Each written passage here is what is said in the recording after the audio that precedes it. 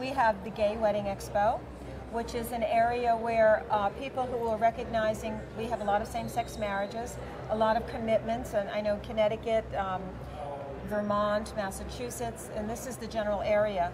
But it really is, most folks, even if they're not going to have a legal, quote, wedding, they want to still, I just met a couple who's been together for 30 years. Guys or girls? Guys, 30 years. Good going, guys. Yes, and they wanted to just do something special. And it's a commitment ceremony, but you know what? It's traditional. They want flowers, they want cakes, they want honeymoons, they want a beautiful place, they want the clergy to do it. So it's just a traditional wedding with a little bit slightly different. It's a groom, bride, which is great. It's a symbolism of their love for each other. So they go through the entire ceremony, and even though it's not legal, didn't Melissa Etheridge get married and it wasn't legal? She had this giant wedding, and it was like televised, and it's a symbolic gesture. We are, in our love, we are just as equal as a heterosexual couple, and that's what it is. So everyone goes through all of the traditional stuff, and it's wonderful when they do that. Now, we just had, coincidentally, in Connecticut, a rabbi in a temple marry two people. A male rabbi? Female rabbi, and she married a gay couple. And it was just wonderful.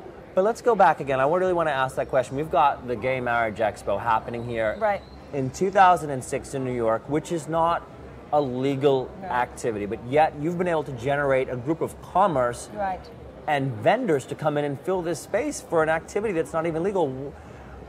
Isn't that confusing to you, running this event?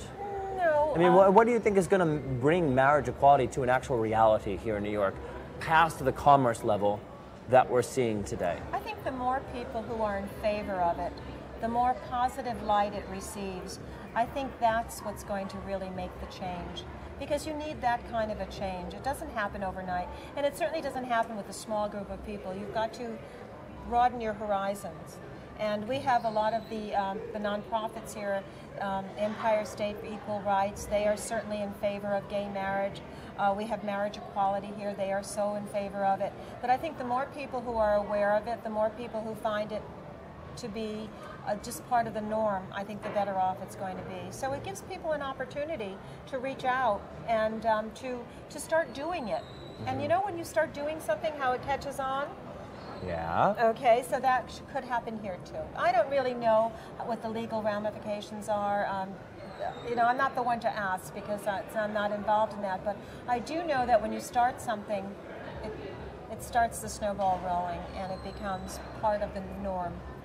Well, how did you get to the point where you decided you wanted the Gay Marriage Expo within your expo? Did you see a gay marriage group out there in New York that you invited in? Tell me about the procedure of bringing that expo within to your expo. About 5 years ago, we saw a change in the gay community because we've been doing this for so many years, and we noticed that the party image was disappearing. Not that there's still not parties, but more couples were coming together. And more people were having families. So the lifestyle seemed to be coming in a different direction. And we thought, you know, since so many people are coming together, let's do a symbolic wedding. When we were in San Francisco, we had a beautiful lesbian couple get married. We had not a rabbi, but a minister come in. Okay. We had balloons and champagne, and we gave them a trip to Mexico, and they were gorgeous, and it was a wonderful wedding. And then the same year, we did a wedding here at the show here in 2000. Okay. And they got married on stage, and a minister did it, and again, two handsome guys. And what we did was, through Instinct magazine, we said, write to us and tell us why you deserve this commitment ceremony and why you deserve to be winners. So, and that's how we did it. We picked the winners, and they got married on the West Coast and on the East Coast, and it was great. And we gave them, you know, trips to Mexico and, you know, honeymoons and all of that. But that was almost 6 years ago. So we really started the ball rolling. Marriage equality has been around for a long time, and they were the ones who started like promoting the idea of gay marriage. But we thought we'd take it along, and it was fun. It was really a lot of fun. We had handsome couples on both sides of the coasts, both west and east. It was fun. Where do you want to see the RDP group going with this expo, and within the Gay Marriage Expo, within the expo? What are your future plans? Well, I think that next year the Gay Wedding Expo might be a little larger.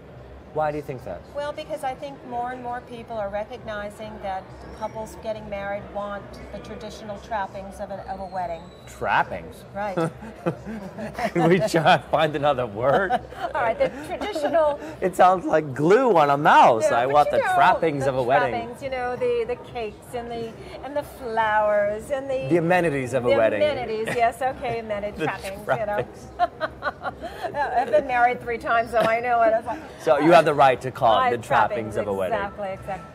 So you think that the Gay Marriage Expo will be bigger in the future, and why? Well, because more people are going to be in favor of it. More people are going to recognize that there is a lot of spending ability, and it's a bottom line for money, and you know, for people to promote their products. We have bands, and we have people who do invitations, and it's a whole new market for wedding planners. You know, now instead of the traditional bridegroom, now they have a whole new world to explore, and I think that's what's going to make it larger. What do you think is going to make marriage equality an actual reality, where it actually is equal across the board, regardless of gender and cross-genders? Well, I think that, in my opinion, they've got to work it through the legislature like anything else.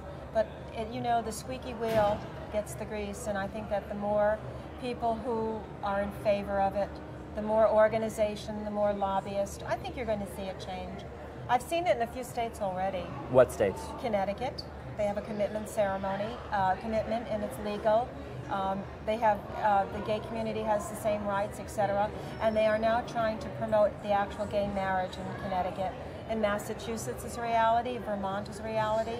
I think you're going to see it. It's going to happen on the East Coast.